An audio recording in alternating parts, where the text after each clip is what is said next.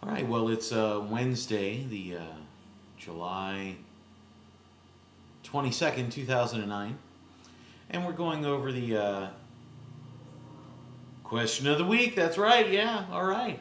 This last one obviously wasn't as big as most of them. Actually, this one was the least viewed and commented on out of all of them. It really did horrible with the other ones. But I was feeling it at the time. I did it. And obviously, you know, Gotti was a well-known fighter, but he wasn't like a world-renowned fighter. So, you know, and there are a lot of people that haven't watched him. The younger kids didn't pay too much attention to him. And us older farts, well, we just kind of like, yeah.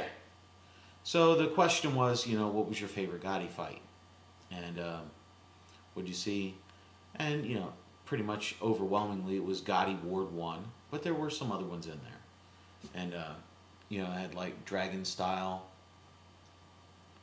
Question 7, you know, he answered it. Didn't even finish watching the vid. Dude, what's up with that, man?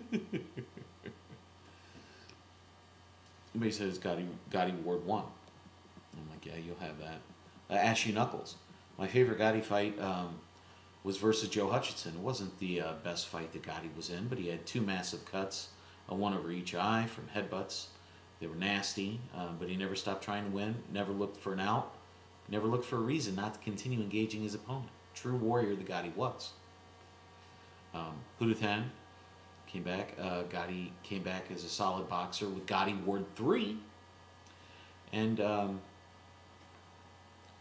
you know, pitched a near shutout even while breaking his hand, right hand early in the fight. You know, he said classic Gotti told McGirt that he got to keep going. And that was it. Bemil 41-24.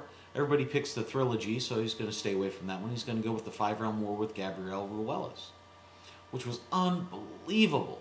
He's got, you know, Gotti was rocked in the 4th and 5th round and still came back and knocked Ruelas out. Amazing. You know, let's see. Radojevic, you know, he was honest. He's like, you know, never liked Gotti. All respect to him. He called it more brainless mincing. he doesn't like the warrior aspect of it. He's more of a classical, actual, you know, stylistic type of fighters and stuff like that. You know, so, but he still passes his condolences to Gotti, and that's understandable. Not everybody's going to like him. Arsenal, 1, 2, 3, 4, 5, 4. That's true, you know. He's talking about the rivalries that he's had. Pretty much talking about the other video, you know, the review and not the actual question, but that's okay. Let's see. Gotti fight, you know, again, it was Gotti Ward 3. Hafid Hassan Skater. Gotti was a psychological genius of this sport. Round 9 in Gotti Ward 1. Wow. For about a minute, Ward is throwing combo after combo. Gotti's trying to dodge and absorb the punches. Then after a certain amount of combos, he fights back. He did this with Ivan Robinson too. Thank you for mentioning the subject. You're welcome. Absolutely.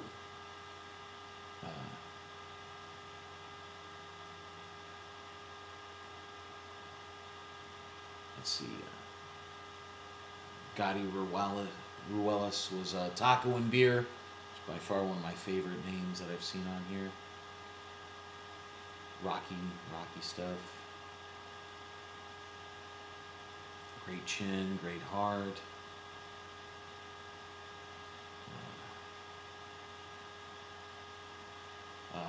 We got Rothless, but I'm not even going to finish that name. Being a Browns fan, I don't do anything of that Pittsburgh stuff. Anyway, definitely Gotti Ward 2. That was one of the best fighters of our generation. the De La Hoya, Mayweather, Baldomir, Gomez. These fights were not in his prime, and like you said, he should have never fought over 140. And that's true. I mean, Gotti took on fighters or fights that he never should have.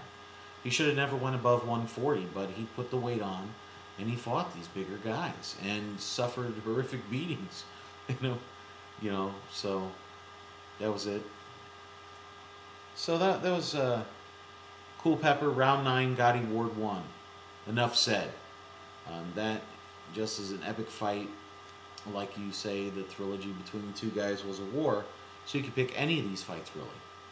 And when people look back and remember Gotti and all he did, his lasting mark will be his 3 fights award, and how the two of them could go to war and still end up having the greatest of respect for one another. And that's true. So thank you for those of you that viewed it and commented.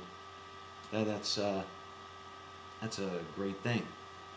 So now, with that, with the passing of the fighters and stuff, and you start thinking, who was the best? And that seems to always be a common thing with people. No matter what they say, everybody wants pound for pound. I want pound for pound. I want this. I want that. But it's not about pound for pound. Not to me, anyway. I've never been a pound for pound guy. I want a guy that locked down the division, because to me that's harder to do than going up in weight classes, picking and choosing and fighting different guys and stuff like that. I want the guy that locked down a division solid for a really long time and didn't share that. So I think we'll probably do 3 or 4 of these questions of the weeks, or maybe I'll just do 2. I'm going to do middleweight at 160 and below. Can I do that? I mean, that's leaving out a lot of things. So I guess we'll have to break it down, and we'll do welterweight. That's 140 or 147. We'll do